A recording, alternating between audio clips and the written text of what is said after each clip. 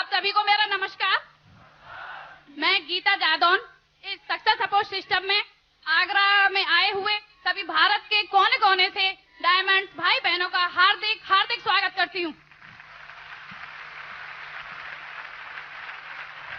Thank you. साथियों, आज मुझे इतनी बड़ी स्टेज से बोलने का मौका मिला है। मैं इस काबिल अपने आप को नहीं समझती। यह मौका मुझे सक्सेस सपोर्ट सिस्टम और जो आगे फ्रंट लाइन में सीनियर्स बैठे हुए हैं उनकी वजह से मिला है। तो मैं चाहती हूँ उन सभी सीनियर्स के लिए एक बहुत जोरदार तालियां। Thank you. साथियों, सिक्योर लाइफ में आने से पहले मैं और मेरे हस्बैंड दोनों ही प्राइवेट जॉब किया करते थे।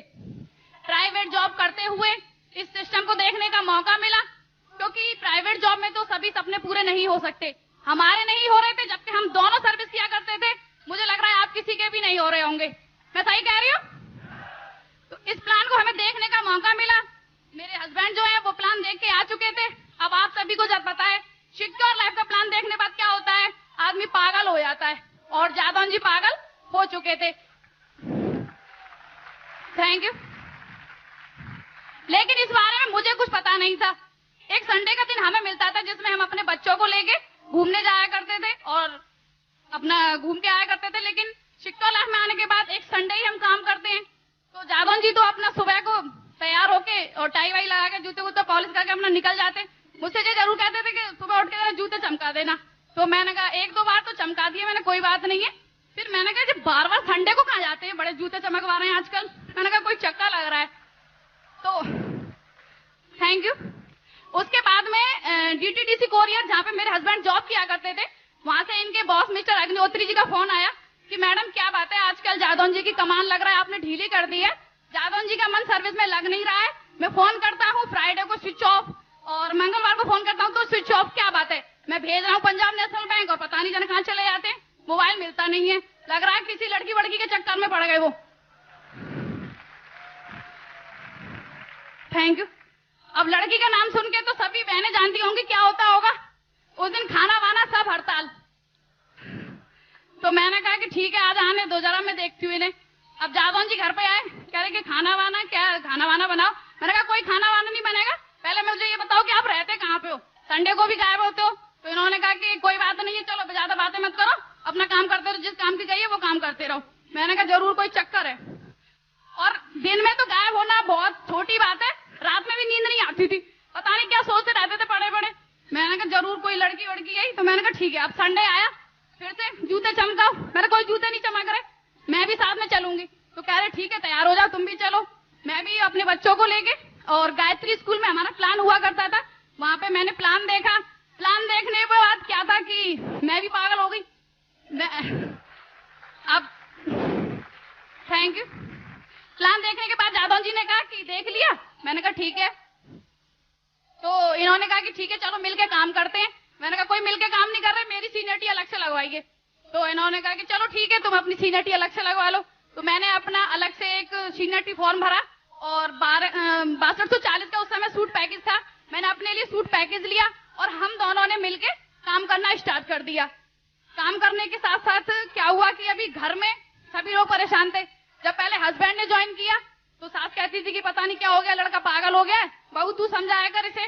अब जब बहू ने प्लान देख लिया तो कह रही कि जी तो दोनों ही पागल हो गए, अब पता नहीं इनके बच्चों का क्या होगा।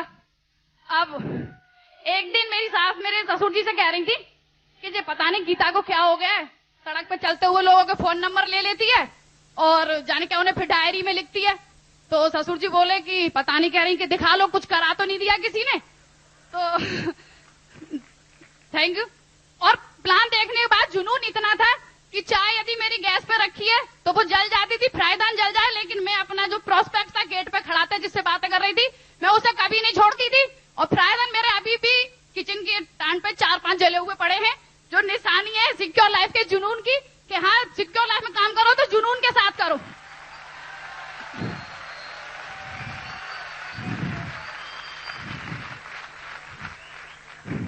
हमने इसमें काम करना स्टार्ट किया तो हमारे अचीवमेंट भी आए। जब काम करना स्टार्ट किया तो अभी तक का मेरा और मेरे हस्बैंड का मिला के टोटल अचीवमेंट 7,52,000 रुपए। Thank you. विदेश जाना एक हमारा सपना हुआ करता था कि हम लोग विदेश जाएं, और हम ऐसे परिवार से बिलोंग नहीं करते कि हम लोग विदेश जा सकते। तो मेरे हस्बैंड का एक सपना था विदेश जाने का, तो सिस्टम में हमने सपना देखा और सिस्टम ने साकार कराया। मेरे हस्बैंड एक बार नहीं 2 बार विदेश यात्रा करके आ चुके हैं। Thank you. उसके बाद मैंने कहा कि आप तो 2 बार थाईलैंड घुमा है। मैंने कहा बड़ी मस्ती करी, मैंने सीडी वीडी भी देखी है। मैंने कहा हमारे लिए तो सिक्योर लाइफ में कुछ है भी नहीं। तो इन्होंने कहा कि ठीक है, सिक्योर लाइफ में एक बात है कि आप सपना देखो, पूरा जरूर होता है। मैंने सपना देखा कि मैं अपने फैमिली के साथ घूमने जाऊं, तभी एक टारगेट आया था गोवा का। वो टारगेट हमने फाइट किया और मैं अपने बच्चों के साथ फ्री ऑफ कॉस्ट गोवा घूम कर आई। Thank you. गोवा में मुझे सबसे अच्छी बात लगी कि जब हम गोवा पहुंचे तो वहां हमारे राजीव चतुर्वेदी जी सर हमसे पहले पहुंच गए थे, और उन्होंने अपनी पूरी टीम का ऐसे ख्याल रखा जैसे माँ एक अपने बच्चे का ख्याल रखती है।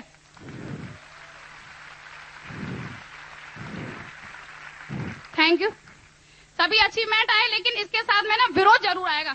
आपको ना सभी विरोधों का सामना डट के करना है, क्योंकि कहा भी जाता है लगातार प्रयास हमें कर